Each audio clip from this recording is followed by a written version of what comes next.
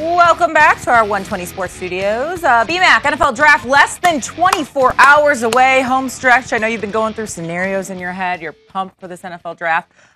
Here's the situation. Tell me your top 5 players in this NFL Draft. I don't want you to worry about picks. I don't want you to worry about positions, where people are going. Just the top 5 best players. What do you think? For me, start with the 5th player on my list, and this is overall player, right? No position. I have O.J. Howard here.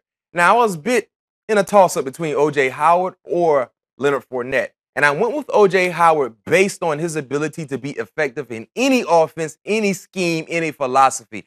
I question Leonard Fournette, especially if he's in a situation where the offensive line is a bit inconsistent. I don't know if he can consistently make players miss instead of being a part of an offensive line that can open running lanes for him. He's fast like a running back. He's very, very fast. He's athletic, so I have him 5th on my board when you look at all players that will be available in this upcoming draft. Okay.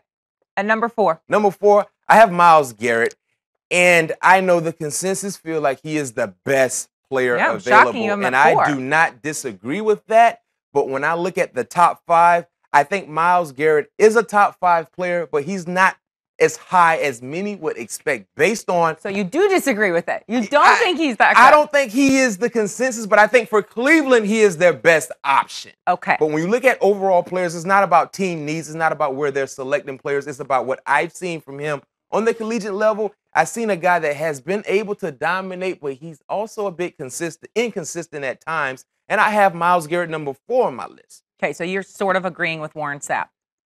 He might take some plays off. He might sometimes be a little bit lazy. It's a reality. It happens sometimes. Okay, B-Mac. All right, number 3. Another Alabama guy. You're loving the SEC. This number 3, Reuben Foster, he will bite your head off. This guy does not take plays off. When you watch Reuben Foster play the game of football, when he delivers a blow on the opposing offensive player, it makes you jump. I love that. I need my linebackers to be a bit thrown off a little bit mentally in the right way when it comes to football terms. And this is a guy that will be a lead dog in any defensive opportunity that he will have on Sundays, Mondays, or Thursday. I look at Reuben Foster. I see Ray Lewis. I see Patrick Willis. I see a guy that's explosive, and he's a mean player. 2 questions for you. 1, he's not going to be at the draft. That doesn't concern you at all? You think they'd have a top 5 player not attend the draft? Listen.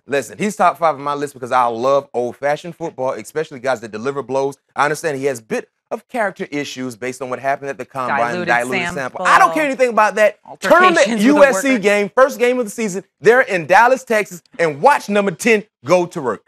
I just got fired up. Let's move on. He's yelling. Let's go to number 2. What do you think? Solomon Thomas. I mean, not only is Solomon a great football player, but he actually makes my all-look team. When he steps off the bus, he looks the part. This is a grown man, and he dominated consistently. And I understand you look at Myles Garrett, you look at Solomon Thomas. I side with Solomon Thomas because I believe this is a guy that can fit any defensive scheme. He can play the 3 technique. He can be an inside tackle or a defensive end in a 4-3 scheme. He's very, very versatile. He's strong. He's durable.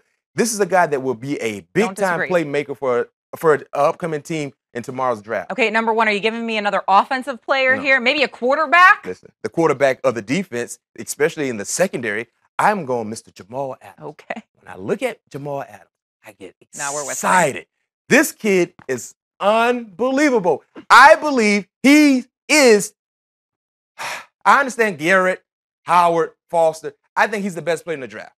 I think he's the cleanest player in the draft. I think he's a plug-and-play player instantly. When you sign him, put him in the starting lineup, don't worry about anything. When you turn on the tape there at LSU, by the way, they have produced a lot of quality defensive backs over the last few years. He has a chance to be one of the best ones to come out of that university. He's a guy that can play the box. He's a guy that can play in the post. He's a guy that can run sideline to sideline. He's not a liability in coverage. We just saw Landon Collins really take the league by storm. Of course, Landon played for Alabama. He has the same skill set. Really quick before we move on, where do you think he goes? Your number 1 player, who do you think gets him?